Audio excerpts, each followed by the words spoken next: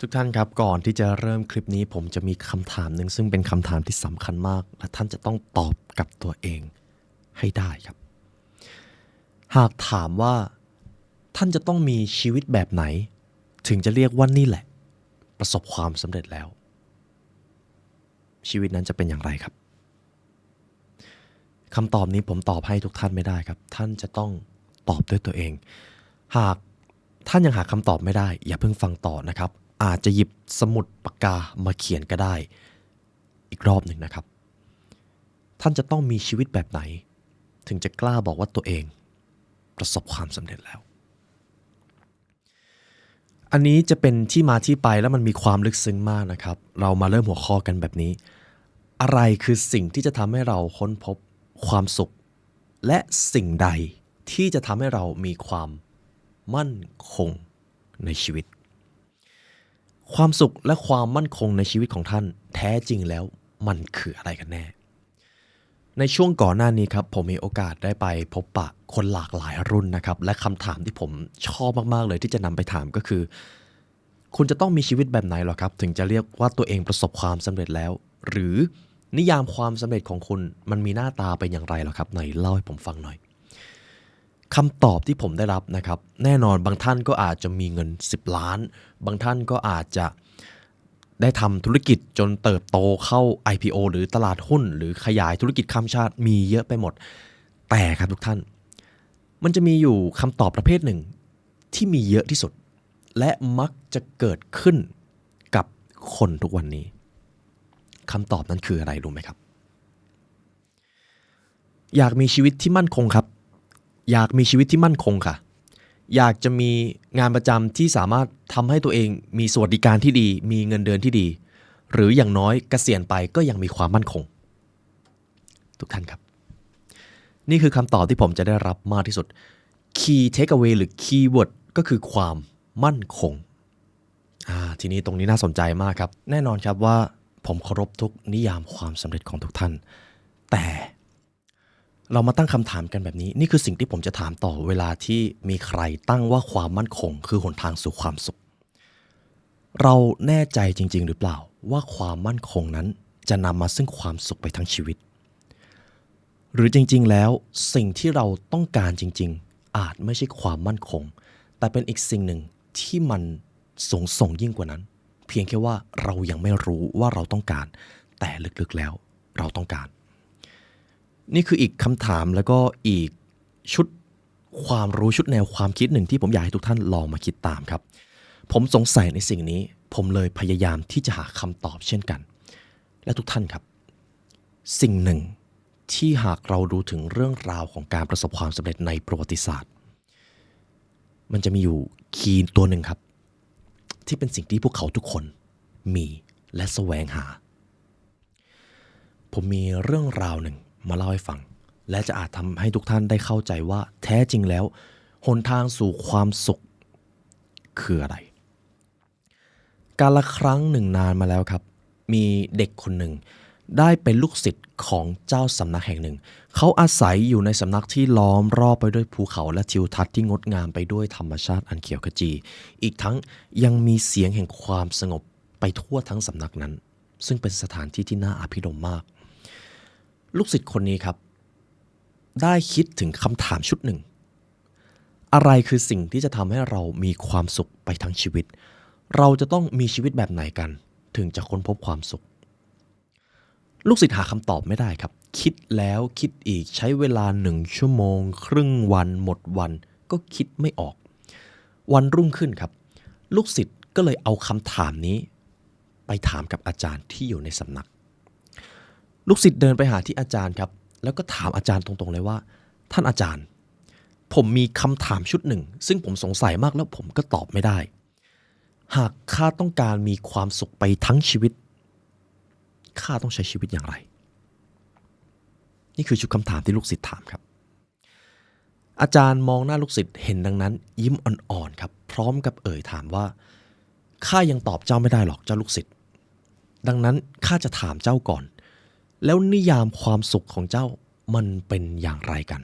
เจ้าคิดว่าเจ้าจะต้องใช้ชีวิตแบบไหนเจ้าจึงจะมีความสุขอารมณ์เหมือนถามกลับนะครับ ลูกศิษย์ก็ใช้เวลาคิดชั่วครู่หนึ่งลูกศิษย์คิดสักพักหนึ่งจึงตอบออกไปว่าข้าก็คิดแค่ว่าเพียงแค่ข้ามีปัจจัยพื้นฐานในชีวิตก็เพียงพอหากข้ามีบ้านให้อาศัยสักแห่งที่ปกป้องข้าได้จากอากาศจากภัยอันตรายมีอาหารกินไม่ขัดสนมีน้ำให้ดื่มยามกระหายมีงานที่มั่นคงมีสวัสดิการที่ครอบคลุมรวมไปถึงการมีทรัพย์สินไว้จับจ่ายใช้สอยไม่ขาดมือขอแค่เพียงมีความมั่นคงของชีวิตเท่านี้ข้าก็เชื่อว่าข้าจะมีความสุขไปทั้งชีวิตแล้วนี่คือคำตอบที่ลูกศิษย์ให้กับอาจารย์นะครับอาจารย์ได้ยินดังนั้นยิ้มอ่อนครับเพราะน่าจะเคยเจอคำตอบประมาณนี้มาเยอะอาจารย์มองหน้าลูกศิษย์แล้วจึงกลับไปว่าเอางี้เจ้าหนูเรายังตอบเจ้าไม่ได้หรอกแต่เราจะพาเจ้าไปในสถานที่แห่งหนึ่งตามเรามาสิลูกศิษย์เห็นดังนั้นก็ดีใจครับเก็บข้าวของเตรียมอาหารแล้วก็เดินตามอาจารย์ไปประมาณ2 กิโลเมตรเมื่อทั้งคู่เดินไปครับได้พบกับกระท่อมปิดแห่งหนึ่งที่ชาวบ้านได้สร้างเอาไว้ในกระท่อมแห่งนั้นครับมีเสียงไก่เล็ดลอดออกมามีเสียงไก่จำนวนมากเลยก็ดูเหมือนว่าจะเป็นเล้าไก่นะครับอาจารย์ก็เลยบอกลูกศิษย์ว่าเจ้าเดินไปเปิดประตูให้หน่อยสิลูกศิษย์ได้ฟังก็ทำตามครับลูกศิษย์เดินไปที่เล้าไก่แห่งนั้นเปิดประตูออกมาเจอไก่จำนวน3 โหลที่กำลังอยู่ในกรงที่ชาวบ้านสร้างมาไก่เล้านั่นเองอาจารย์พาลูกศิษย์ไปดูที่ไก่ใกล้ๆครับแล้วก็ชี้นิ้วไปที่ไก่แล้วก็ถามว่าเจ้าเห็นไก่พวกนี้หรือเปล่าลูกศิษย์ก็ตอบว่าเห็นขอรับทีนี้อาจารย์ถามครับพวกมันมีที่อยู่อาศัยไหมมีขอรับพวกมันมีอาหารและน้ำให้กินให้ดื่มตลอดเวลาเลยใช่ไหมลูกศิษย์ดูครับโอ้โหมีอาหารวางอยู่ในถาดมีน้ำให้ดื่มลูกศิษย์ก็ตอบมีขอรับชาวบ้านน่าจะมาเติมอยู่ตลอดเวลาอาจารย์จึงถามต่อว่าพวกมันมีไข่เต็มในเล้าเลยใช่หรือเปล่าลูกศิษย์เห็นครับโอ้โหมันมีไข่อยู่ในกรงหรืออยู่ในเล้าเต็มไปหมดแล้วบางใบก็สวยมากด้วยลูกศิษย์ก็ตอบมีขอรับแล้วบางใบมันก็สวยงามมากเหลือเกินอาจารย์ก็เลยถามครับแล้วเธอลองดูสิพวกมันมีความสุขหรือเปล่าลองสังเกตดูลูกศิษย์เงียบไปครู่หนึ่งครับเพราะไม่รู้จะตอบอย่างไรลูกศิษย์ก็เลยใช้เวลาต่อจากนั้นครับพินิจพิจารณาไก่ที่อยู่ในกรงพอดูไปสักพักไก่พวกนี้มันดูเสื่องซึมจังมันดูไม่มีความสุขมันไม่ค่อยส่งเสียงสักเท่าไหร่เลยลูกศิษย์สงสัยครับมันอยู่ในกรงมันมีไข่มันมีน้ำมีอาหารแต่มันดูขาดอะไรบางอย่างไปลูกศิษย์ก็เลยหันมาตอบกับอาจารย์ครับท่านอาจารย์ข้าดูไก่พวกนี้มันดูไม่มีความสุขเลยมันเป็นเพราะอะไรกันอาจารย์ก็ตอบกลับไปครับข้ายังตอบเจ้าไม่ได้หรอกแต่ข้าขอให้เจ้าตามข้ามาอีกที่หนึ่งสิเดี๋ยวจะพามาดูสิ่งนี้อาจารย์กับลูกศิษย์ก็เดินไปกันต่อครับอีก1 กิโลเมตรพบกับไก่จำนวน1 โหลที่กำลังวิ่งเล่นอยู่ในสวนเป็นสวนกลางแจ้งนะครับไม่มีชาวบ้านทุกอย่างดูโล่งไปหมดเลยอาจารย์ก็เลยชี้นิ้วไปที่ไก่เหล่านั้นแล้วก็ถามลูกศิษย์ว่าเจ้าลูกศิษย์เจ้าเห็นไก่เหล่านั้นหรือเปล่าเห็นขอรับลูกศิษย์ตอบอาจารย์ถามต่อเลยครับพวกมันมีที่อยู่อาศัยกันหรือเปล่าลูกศิษย์มองไปรอบๆครับมีแต่ต้นไม้มีแต่ป่าก็เลยตอบไปว่าไม่มีขอรับมันก็น่าจะใช้ชีวิตอยู่กลางแจ้งแบบนั้นท่านว่าพวกมันมีอาหารและน้ำให้ดื่มให้กินหรือไม่ลูกศิษย์ตอบครับไม่มีครับและเหมือนว่ามันจะต้องหาอาหารและน้ำเพื่อประทังชีวิตของตัวเองด้วยอาจารย์ถามต่อเลยครับ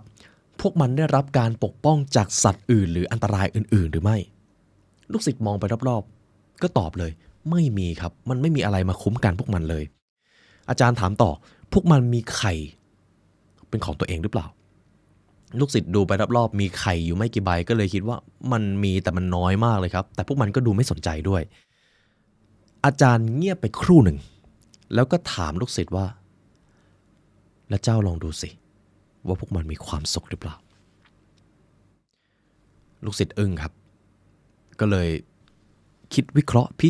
พิจารณาไก่ที่กำลังวิ่งเล่นอยู่นี่คือสิ่งที่เขาเจอ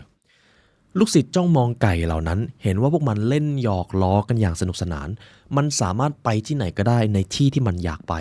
มันไม่ได้ถูกพันธนาการใดๆอีกทั้งมันยังมีความสามารถในการหาอาหารโดยไม่ต้องรอให้ใครมาป้อนเพราะสัญชาตญาณของมันถูกฝึกมาให้หาอาหารและดูเหมือนว่าธรรมชาติรอบตัวก็มีอาหารเต็มไปหมดเลย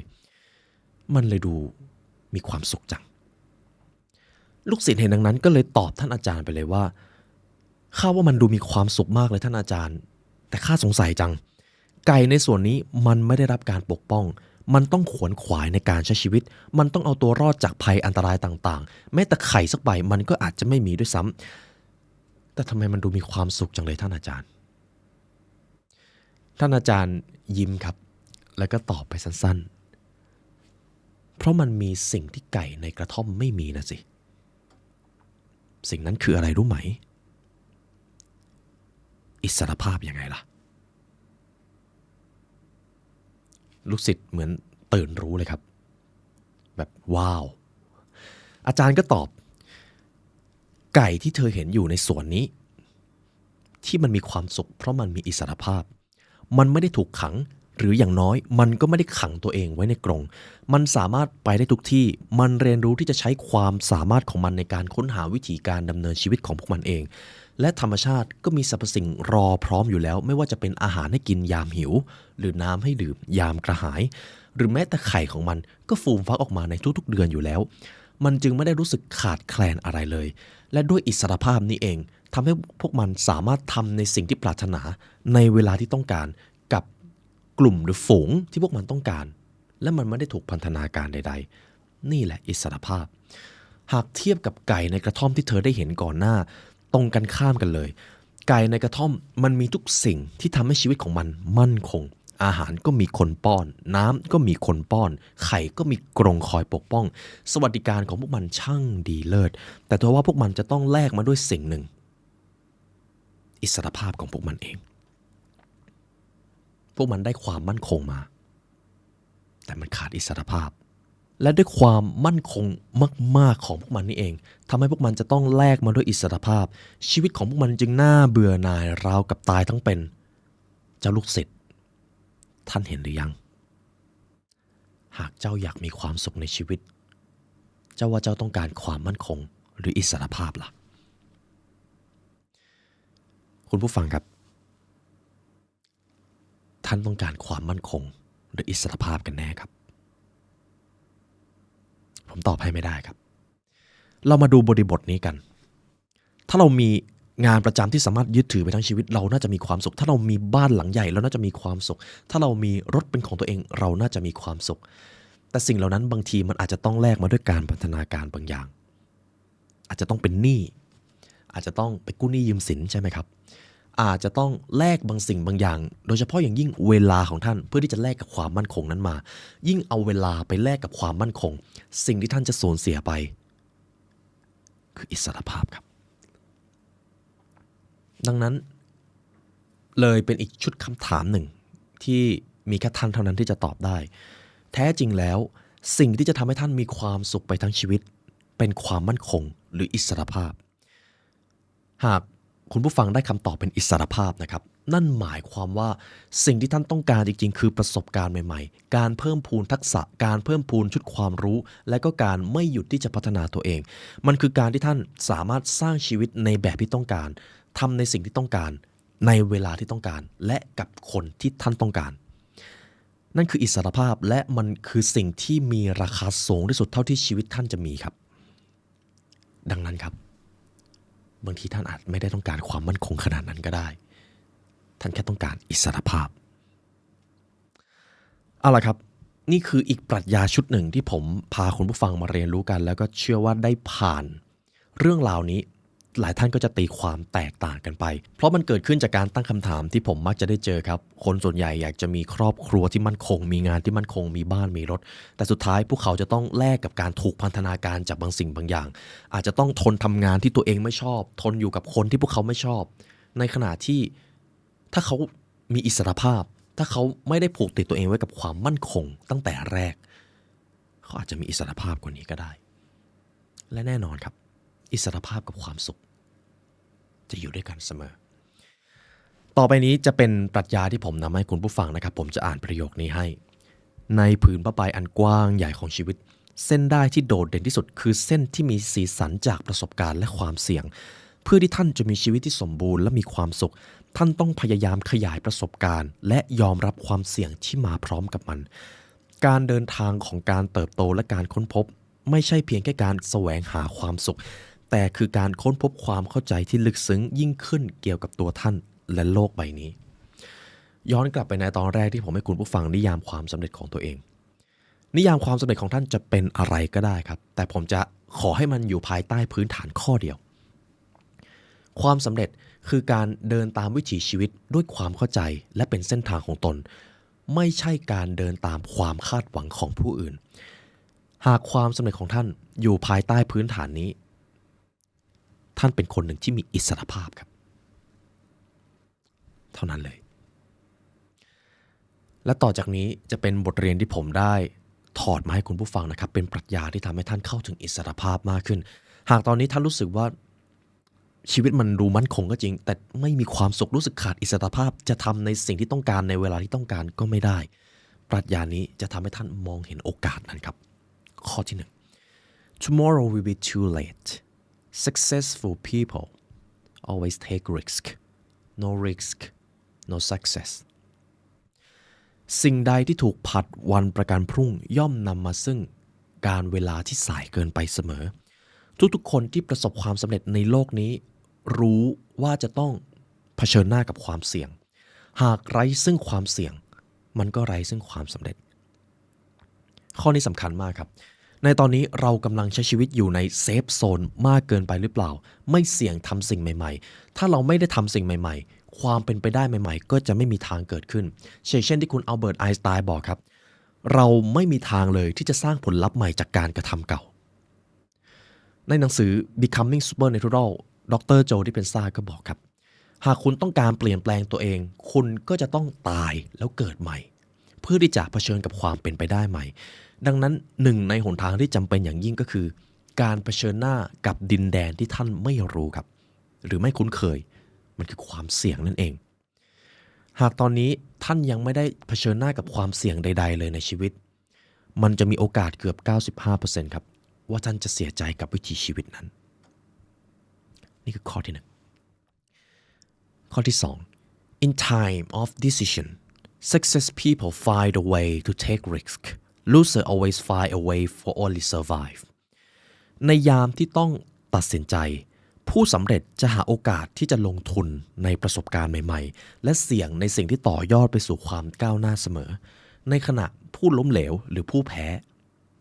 จะเอาแต่หาทางเอาชีวิตรอดครับคุณผู้ฟังยังจำเรื่องราวไก่ที่ผมเล่าไปในตอนแรกได้ไหมครับคนที่ประสบความสำเร็จจะหาหนทางในการเผชิญหน้ากับประสบการณ์ใหม่ๆเขาจะเล่นเกมเพื่อที่จะชนะแต่ในขณะที่คนธรรมดาคนที่ไม่ได้ประสบความสำเร็จหรือคนล้มเหลวคนที่พร่ำบ่นในชีวิตของตัวเองเขาจะใช้ชีวิตในแง่มุมของการเอาชีวิตรอดไปวันๆครับวันต่อวันลองสังเกตดูครับถ้าคุณผู้ฟังมีโอกาสได้ไปพบปะกลุ่มคนที่เขาประสบความสำเร็จหรือเขาพัฒนาตัวเองเขาจะพูดคุยเรื่องอนาคตเขาจะพูดถึงความเป็นไปได้ที่มันอาจจะเกิดขึ้นหรือเขากำลังวางแผนที่จะสร้างอยู่แต่ทีนี้สลับมาอีกขั้วหนึ่งหากท่านไปพบปะกับคนที่ไม่ได้ประสบความสำเร็จหรือมักจะบั่นทอนแรงบันดาลใจท่านเขามักจะพูดถึงอดีตเขามักจะพูดถึงความสำเร็จในอดีตที่มันผ่านมานานแล้วก็จะไม่ค่อยพูดถึงอนาคตหรือความเป็นไปได้ใหม่เขาจะคิดแค่ว่าใช้ชีวิตแบบนี้ไม่ต้องเปลี่ยนแปลงอะไรมันก็ดีอยู่แล้วนี่จะเป็นคลาสสิก mindset ของกลุ่มคนที่ไม่ได้ประสบความสำเร็จซึ่งทั้งสองกลุ่มไม่ใช่คนที่ผิดอะไรแต่เมื่อใดก็ตามหากท่านรู้สึกว่าเมื่อท่านไปอยู่กับกลุ่มคนไม่ประสบความสำเร็จแล้วไม่มีความสุขทางเลือกแรกเลยก็คือย้ายฝั่งครับมาอยู่กับคนสำเร็จทุกท่านเชื่อไหมครับจริงๆแล้วทุกคนที่ประสบความสำเร็จในโลกนี้นะครับคนที่เขาพัฒนาตัวเองหากท่านยินดีเปิดใจที่จะเรียนรู้ยังไงเขาก็จะต้อนรับท่านแต่ถ้าท่านไปด้วยการที่จะไปโต้แย้งหรือไปท้าทายพวกเขาจะไม่ต้อนรับท่านนี่คือเคล็ดลับครับซึ่งมันแพงมากมันเป็นเหตุผลสำคัญที่ว่าทำไมเวลาเราจะเข้าหาคนสำเร็จมันดูยากจังเลยเพราะ คนสำเร็จเขาเลือกคนคบหาเสมอครับและเขาคัดเลือกเข้มงวดมากๆหากท่านต้องการเปลี่ยนฝั่งไปอยู่ข้างคนสำเร็จท่านจะต้องเปิดรับครับ growth mindset จะเป็นสิ่งแรกที่ท่านจะต้องนึกถึงและที่สำคัญก็คือท่านจะต้องมองหาโอกาสคิดถึงภาพอนาคตที่มันเป็นไปได้ความเป็นไปได้ที่ท่านต้องการจะประสบความสำเร็จหรือสร้างให้มันเกิดขึ้นเพราะสุดท้ายแล้วเราจะเป็นไปตามสิ่งที่เราคิดคนที่ล้มเหลวจะเอาแต่หาทางเอาตัวรอดไปวันๆถ้าเรียกโหมดทางวิทยาศาสตร์มันจะเรียกว่า fight or flight ครับและสุดท้ายมันจะทำให้เกิดสภาวะของการเห็นแก่ตัวเองนั่นเองนี่คือปรัชญาข้อที่2ปรัชญาข้อที่3ครับหรือเรามันเป็นไปได้หรือเปล่าที่เราจะได้ทั้งความมั่นคงและอิสรภาพมาในเวลาเดียวกันเป็นไปได้ครับและสำหรับข้อนี้คือมันเป็นไปได้ 100% Freedom is the most important of yours just find your plan when you still have a chance อิสรภาพสำคัญที่สุดในชีวิตของท่านจงวางแผนเพื่อสิ่งนั้นในขณะที่ท่านยังมีโอกาสตั้งแต่วันนี้ครับย้ำอีกครั้งนะครับอิสรภาพคือสิ่งที่แพงและมันมีมูลค่าสูงมากจงวางแผนที่จะรักษาตั้งแต่วันนี้ครับผมจะนำสิ่งหนึ่งมาให้คุณผู้ฟังจะเป็นอย่างไรครับหากผมบอกว่าหากท่านทำตามสิ่งนี้ท่านจะได้ทั้งอิสรภาพและความมั่นคงมาในเวลาเดียวกันท่านจะสามารถใช้ชีวิตในแบบที่ท่านปรารถนากับเวลาที่ท่านต้องการกับคนที่ท่านต้องการสิ่งนั้นคืออะไรรู้ไหมครับประกันครับประกันแน่นอนครับคลิปนี้เราได้รับการสนับสนุนจาก SCB XFWD นะครับแต่ทุกท่านครับสิ่งนี้คือสิ่งที่จำเป็นกับชีวิตของท่านหากท่านต้องการทั้งอิสรภาพและความมั่นคงผมขอให้ทุกท่านลองเปิดใจดูครับเพราะผมเองก็เชื่อมั่นในสิ่งนี้เช่นกันประกันคือสิ่งยืนยันความมั่นคงในชีวิตและอิสรภาพในชีวิตของท่านหลายครั้งเมื่อเรามองข้ามสิ่งนี้แต่ทุกท่านเชื่อไหมครับในยามเกิดวิกฤตนี่แหละประกันจะเป็นสิ่งที่เรานึกถึงมากที่สุดผมเคยเล่าเรื่องราวหนึ่งตอนที่อบรมผู้ร่วมงานนะครับเวลามีคนมาโทรขายประกันเรามักจะรำคาญแต่เวลาเราเจอปัญหาที่จะต้องเป็นวิกฤตและจะต้องใช้จ่ายเงินหนักๆเราจะนึกถึงคนขายประกันคนนั้นคนแรกเลยทุกท่านเชื่อไหมครับและนี่เป็นโอกาสดีครับผมขออนุญาตนำสิ่งสำคัญนี้มาให้กับทุกท่านประกันยิ่งอยู่นานยิ่งพิเศษเมื่อมีคนที่ท่านรักมีครอบครัวที่เคียงข้างจนอยากจะดูแลพวกเขาตลอดไปประกันนี้จะตอบโจทย์ต่อความปรารถนาของท่านครับประกันนี้ครับเป็นประกันที่คุ้มครองท่านและครอบครัวให้นานเพราะยิ่งอยู่นานยิ่งพิเศษโดยเฉพาะทุกวันนี้เรามีอายุกันยืนยาวมากขึ้นการมีวิสัยทัศน์ในชีวิตจึงจำเป็นอย่างยิ่งประกันนี้จะทำให้ท่านวางแผนการเงินได้โดยเลือกชำระเบี้ยประกันภัยได้ตั้งแต่7ปี8ปีและ9ปีโดยจะมีประกัน Triple 7ครับ77/7ประกันคุ้มครองมั่งคั่ง85/8และประกันมรดกมั่งคั่ง90/9ครับท่านจะได้รับเงินคืนสูงสุด 14% ต่อปีตามผลิตภัณฑ์ที่เลือกท่านจะได้รับเงินก้อนหลังเกษียณเมื่อครบกำหนดตามสัญญาตามระยะเวลาที่ท่านเลือกตั้งแต่อายุ77 85หรือ90ปีและสุดท้ายครับเมื่อถึงเวลาที่กำหนดท่านจะสามารถเอาเงินก้อนที่ท่านเก็บไว้ด้วยวินัยและวิสัยทัศน์ของท่านนี่แหละครับเป็นมรดกให้ตัวท่านเองสมัครง่ายครับไม่ต้องตรวจสุขภาพไม่ต้องตอบคำถามสุขภาพสามารถสมัครได้ที่ SCB ทุกสาขานะครับไม่มีสมัครออนไลน์นะครับเพราะนี่คือประกันสุด Exclusive สุดท้ายแล้วอิสรภาพสำคัญที่สุดในชีวิตของเราจงวางแผนรักษาสิ่งนั้นในขณะที่ท่านยังมีเวลาเช่นตอนนี้ครับ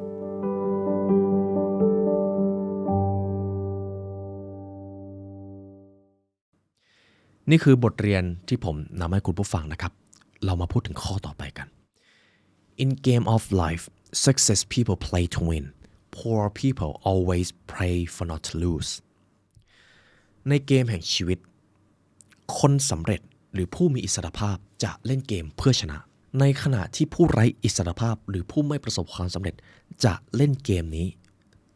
เพื่อไม่ให้แพ้ข้อนี้ทำให้ทุกท่านนึกถึง The Secret of Millionaire Mind ใช่ไหมครับทำไมเราถึงควรเล่นเกมเพื่อชนะเพราะเมื่อเรามีปณิธานมีเป้าหมายชีวิตเมื่อนั้นแหละครับก็เท่ากับว่าเราจะใช้ชีวิตนี้เพื่อที่จะเป็นผู้ชนะแต่ใครก็ตามที่ใช้ชีวิตนี้เพียงเพื่อแค่ว่าใช้ชีวิตให้มันมั่นคงอย่างเดียวเลยไม่ได้มีเป้าหมายอะไรเลย มันก็ไม่ต่างจากการที่เขาเล่นเกมชีวิตเพื่อที่จะไม่ให้แพ้นั่นเองนี่คือคำตอบที่สำคัญที่สุดครับว่าทำไมการตั้งเป้าหมายเป็นความมั่นคงชีวิตอย่างเดียวท่านจะไม่ได้ความมั่นคงเลยท่านจะได้พันธนาการมาแทนหรือโซ่ตรวนครับแต่เมื่อใดก็ตามที่ท่านมีเป้าหมายที่ใหญ่มีวิสัยทัศน์ในชีวิตรู้แล้วว่าอีก2 ปี3 ปี5 ปีต่อจากนี้ชีวิตในอุดมคติของท่านจะเป็นอย่างไรท่านจะมีเงินเดือนเท่าไหร่ศักยภาพการทำงานของท่านอยู่ในระดับไหนของตลาดหรือแม้แต่ career path ของท่านจะไปอยู่ที่ไหนการมีเป้าหมายแบบนี้แหละครับคือการที่เป็นตัวชี้ชัดว่าท่านเล่นเกมชีวิตเพื่อชนะครับดังนั้นผมจะถามเป็นครั้งที่3นิยามความสำเร็จหรือชีวิตในอุดมคติที่ท่านกล้าบอกแล้วว่านี่แหละคือชีวิตที่ประสบความสำเร็จหน้าตาชีวิตนั้นเป็นอย่างไรครับนี่คือคำถามครั้งที่3ครับต่อไปครับปรัชญาข้อสุดท้ายเป็นเกียรติมากครับที่เราได้มาพูดคุยเรื่องนี้กัน In time of trouble happy people or freedom people always look for opportunity losers always look for crisis ในยามที่เกิดปัญหาผู้สำเร็จและผู้มีอิสรภาพจะแสวงหาโอกาสในขณะที่ผู้แพ้ผู้ถูกพันธนาการหรือผู้ล้มเหลวจะเอาแต่พร่ำบ่นและจดจ่ออยู่แต่กับอุปสรรคในยามที่ท่านเจอปัญหาสิ่งแรกที่ท่านมองคือโอกาสหรืออุปสรรคครับผู้มีอิสรภาพที่สามารถมองหาโอกาสในยามที่เจอปัญหาได้นั่นแหละครับคือคนที่มีอิสรภาพที่สุดเขาคือเจ้านายของจิตใจตัวเองเช่นคำกล่าวของวิกเตอร์ฟรังเคิลครับสำหรับมนุษย์แล้วเราสามารถถูกพรากจากได้ทุกสิ่งในโลกกายภาพเงินชื่อเสียงเสื้อผ้าทุกสรรพสิ่งรอบตัวแต่จะมีอยู่สิ่งหนึ่งที่ไม่มีทางถูกพรากไปได้เลยหากมนุษย์ผู้นั้นไม่ยินยอมสิ่งนั้นคือ will power ครับอิสรภาพแห่งเจตจำนงสิ่งนี้ไม่มีใครพรากไปจากท่านได้และเมื่อไหร่ก็ตามที่เราสามารถมองหาโอกาสในยามที่เจอปัญหาอิสรภาพนั้นอยู่ในกำมือท่านแบบ 100% ครับในขณะอีกฝากหนึ่งผู้ที่พร่ำบ่นผู้ที่ชี้นิ้วโทษโชคชะตาโทษผู้อื่นโทษเศรษฐกิจโทษประเทศตัวเองอิสรภาพของเขาได้หายไปเป็นที่เรียบร้อยแล้วครับดังนั้นครับทุกท่านอยากมีอิสรภาพไหมครับรับผิดชอบชีวิตตัวเองครับไม่ว่าสิ่งใดจะเกิดขึ้นท่านมีอำนาจเหนือพวกมันเสมอเช่นกฎข้อที่1ของ The Seven Habits ในยามใดที่ท่านเจอปัญหาหรือแม้แต่เจอโชคชะตาชี้นิ้วมาที่ตัวเองครับเราสามารถจัดการปัญหานี้อย่างไรได้บ้างเราสามารถรับผิดชอบเรื่องราวที่เกิดขึ้นอย่างไรได้บ้างเราสามารถต่อยอดพัฒนาประสบการณ์นี้ให้ดียิ่งขึ้นอย่างไรได้บ้างท่านมีอำนาจเหนือสถานการณ์เหล่านั้นหมดเลยครับและนั่นคืออิสรภาพที่ยิ่งใหญ่ที่สุดแล้วครับที่ท่านจะมอบให้กับตัวเองนี่ก็เป็นบทเรียนที่ผมนำมาถ่ายทอดให้กับคุณผู้ฟังนะครับแท้จริงแล้วสิ่งที่จะทำให้ท่านมีความสุขไปทั้งชีวิตอาจไม่ใช่ความมั่นคงก็ได้และทุกท่านได้คำตอบแล้วครับ